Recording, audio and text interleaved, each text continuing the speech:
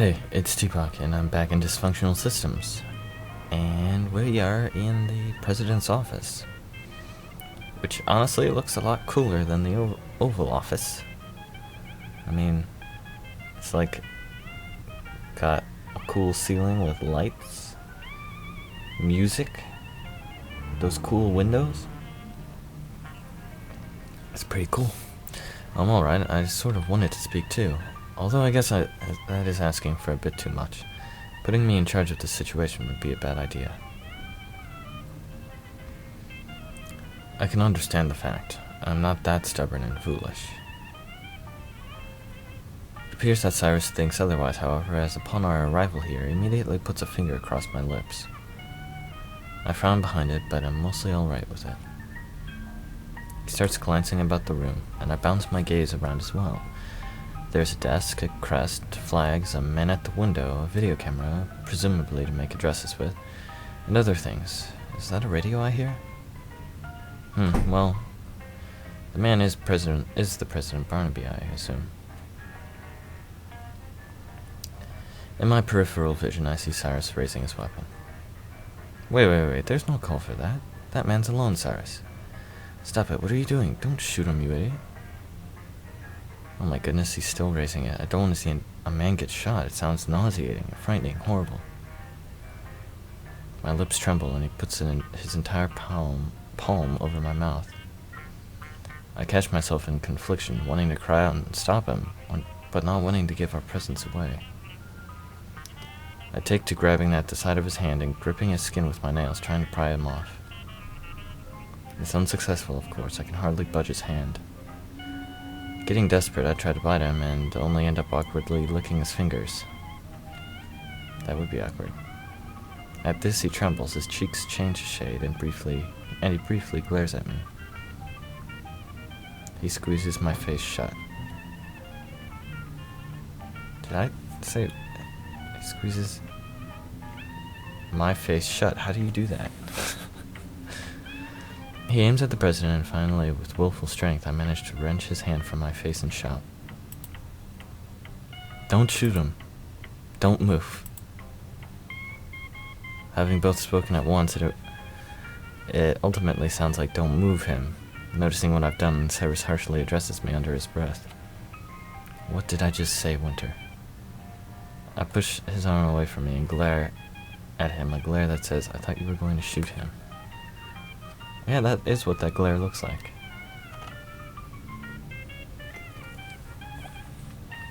Now what's all this? The president has turned and is now looking at us. I screwed up. Hey, no way. Cyrus might have really been about to shoot him. Also, what was he doing holding me like that? What sort of plan was he making? I'll give you the benefit of the doubt and assume that you didn't hear me just now. I said not to move. Well, then I do apologize for my misunderstanding. Right, well, now you know. Okay, I'm going to say anything more anytime soon? I can't believe we're seriously having an awkward silence here, of all places. I mean, really. It takes what feels like minutes before Barnaby decides to break the mood. You're here to kill me, I suppose. No, actually, I've come to talk. To talk. His eyes drift from Cyrus to me, and I have no idea what else to do but quake under his gaze. He is foreboding in his oldness. So much for confidence. I don't believe guns can speak. Cute. Just consider the weapon some insurance. It's no real concern anyway. Because he's already set the nuke off. He looks away from me and back to Cyrus, an action that relaxes my shoulders. Oh, by the way, I don't know if this is going to pick up on the mic, but the wind is blowing like crazy. So if you hear the wind, I am very sorry. But it's like my window is shut. My window is shut and it blows in through my air conditioning unit. That's how strong this wind is. So yeah, sorry if you hear any whistling sounds and stuff. He looks away from me, and back to Cyrus, an action that relaxes my shoulders. Well, I've got to say I was expecting someone to come for me with a gun, but the girl is a surprise. I'm probably not in any position to be asking questions, but I just have to know what you meant to accomplish in bringing her here. She has to be here, and that's all you need to know. Well, alright. So where are the guards? They're looking after things that are actually important. What is this devilish old man saying? He's saying he's not important because it's already been done. Is he trying to pull a fast one where the longer we fart around with irrelevant questions, the sooner the doors will blast open and both of us will be killed? Or does he have an even more sinister plan than that? I voice my concerns in action, tugging Cyrus's jacket and giving him a look. Look and tug as I might, though, he refuses to consider me. Did that sound weird just now? My voice? I was gonna take a sip of soda, and then it sounds all echoey to me.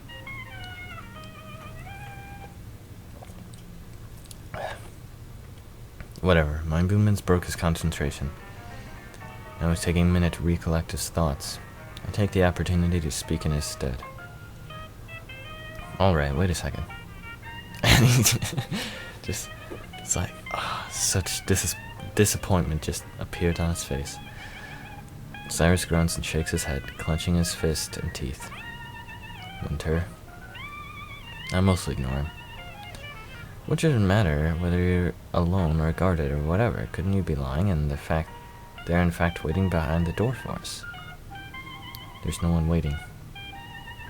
Well, even if that were true, then wouldn't it suggest in your expectation and aloneness that you were seeking a certain kind of situation?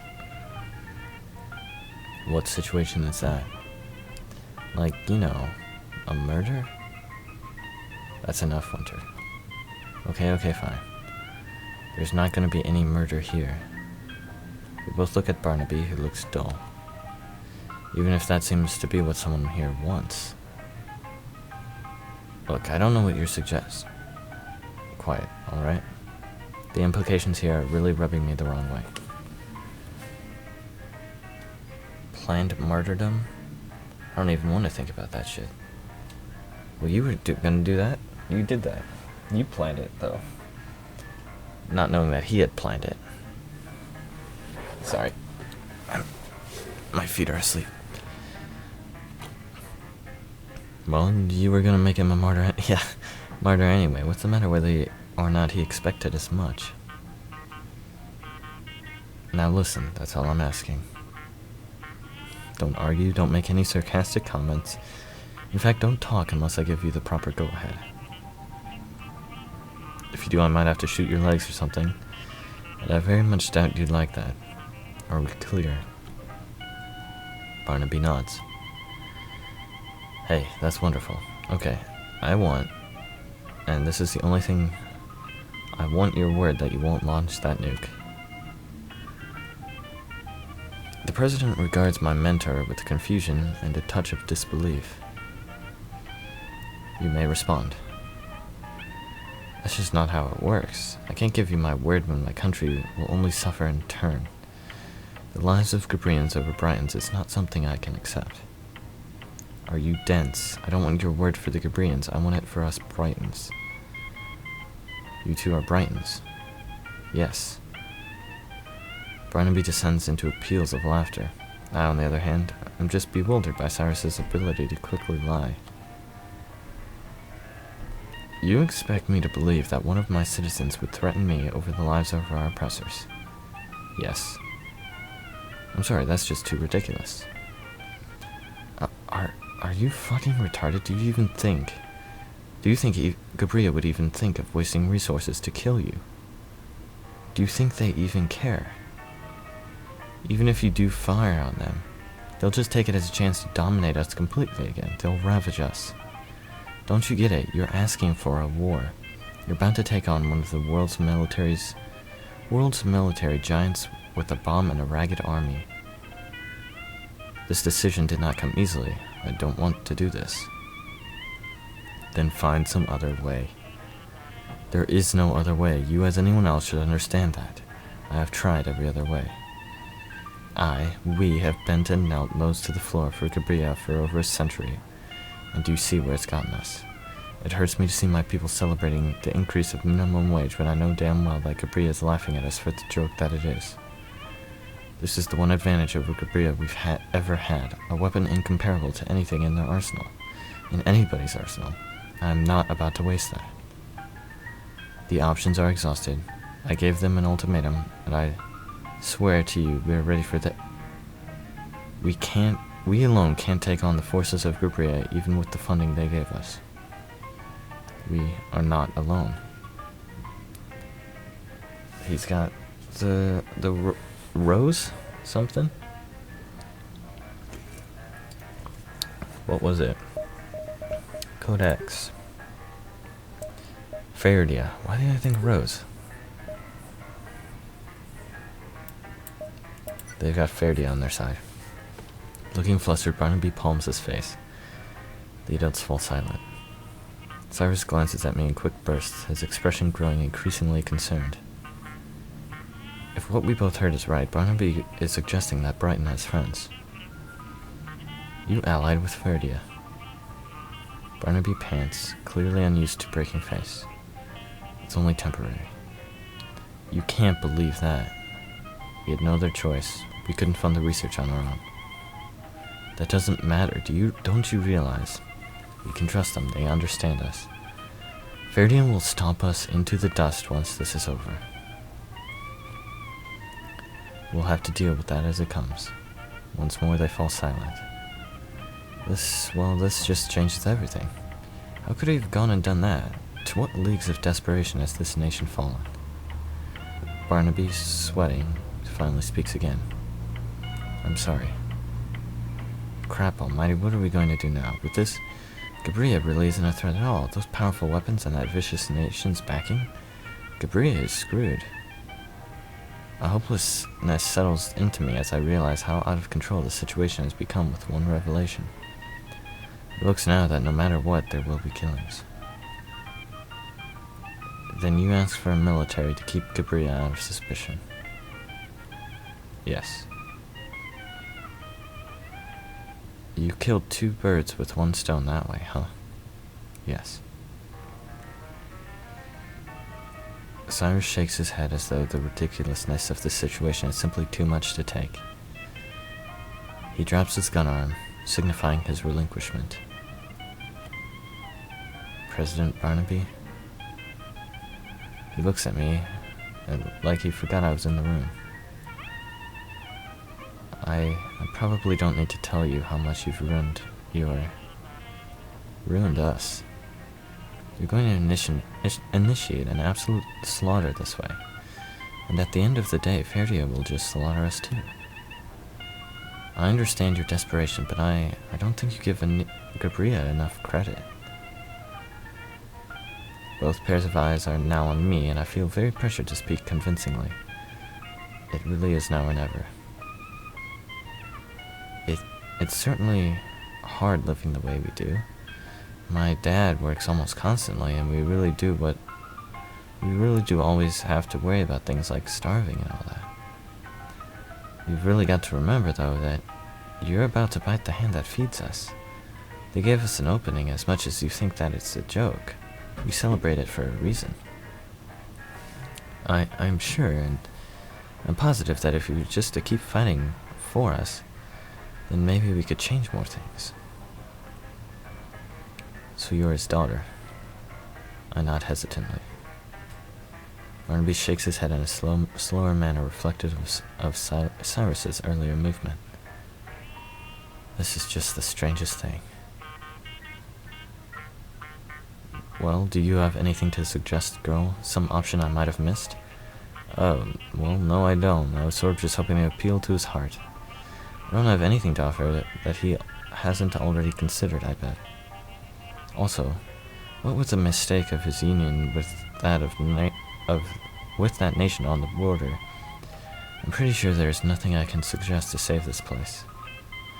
Still, he seems to want me to answer, and Cyrus isn't stepping in. Is there anything I think he missed? Obviously not talking to Gabriel. Gabriel. Gabria hasn't responded. You were right then. Gabria will use Brighton's actions to justify violent reaction. Mercy, what do their people think? Setting aside that they're likely underestimating this country, let us imagine that they knew full well that Brighton posed an actual threat. Would they be willing to go to war? To perhaps die just to subjugate Brighton once again? I mean, didn't Cyrus say that even Brighton's people don't want this? Why should those of Gabria? They aren't even very militaristic. They must believe that Brighton isn't nearly as dangerous as it actually is. These nuclear weapons have never existed before, right? Then what Brighton needs to do is make Gabria take them seriously, to inform the public of their abilities. You could always launch it. He raises an eyebrow. I meant somewhere else. Where do you suggest? Somewhere it wouldn't kill anyone?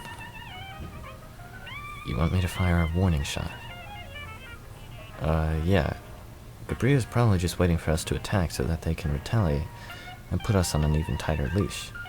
However, if they and their people had a demonstration of the destructive power of the bomb, then I think... Barnaby heaves a mighty sigh. Sorry to say, little girl, but that option has already been considered and rejected. Why? We can't afford it. Let's just say that the supply of our warheads is limited, and that production costs are rather high. What's a warhead? Another name for the bomb. Oh, of course. Even with the funding Faraday has given us, we can only make so many. Aside from the monetary cost, the materials are particularly difficult to procure and time-consuming to process. We simply cannot afford to be wasteful. We will need every weapon available for whatever threats could be coming, Gabrian, or I hate to say it, Faradian.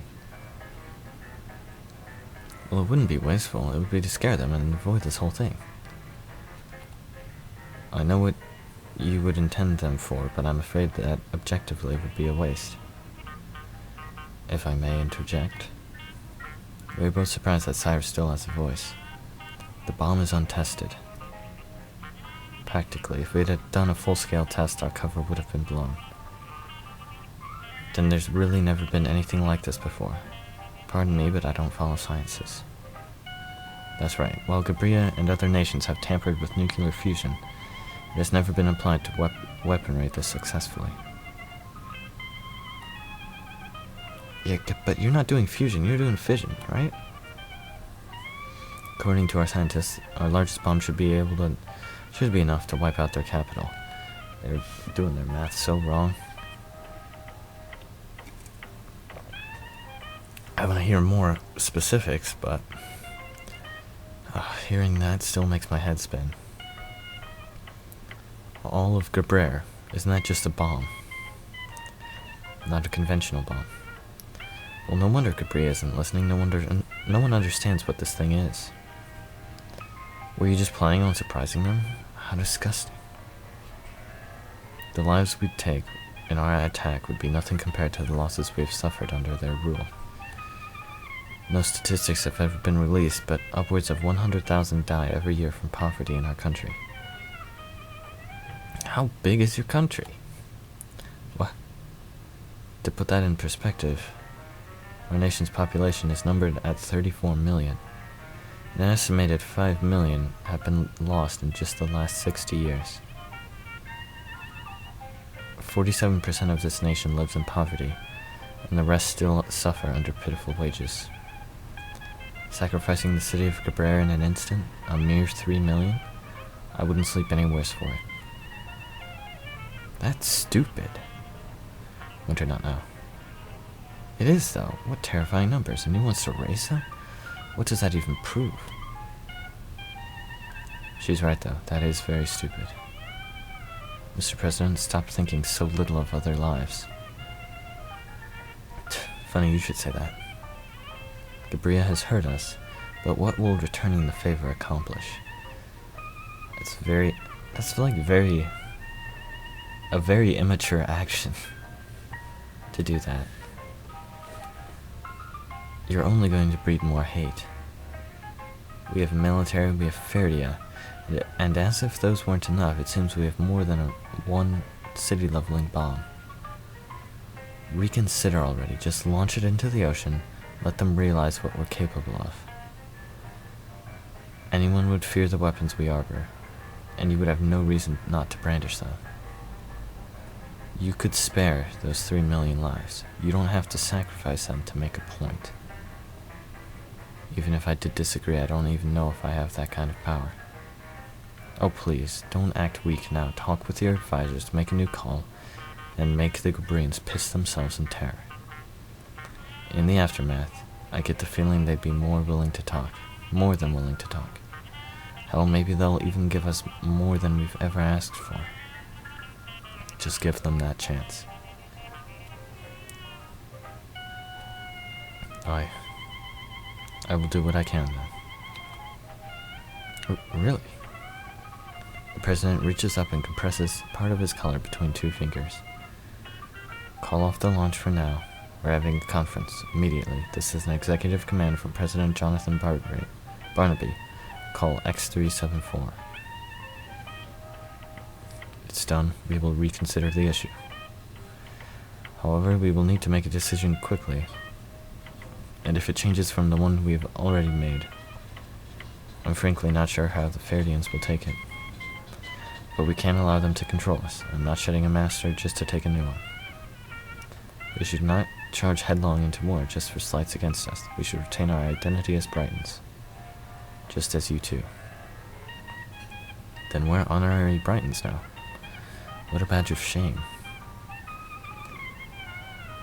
Speaking of you two, I'd appreciate it if you use whatever way you got in to get out of here.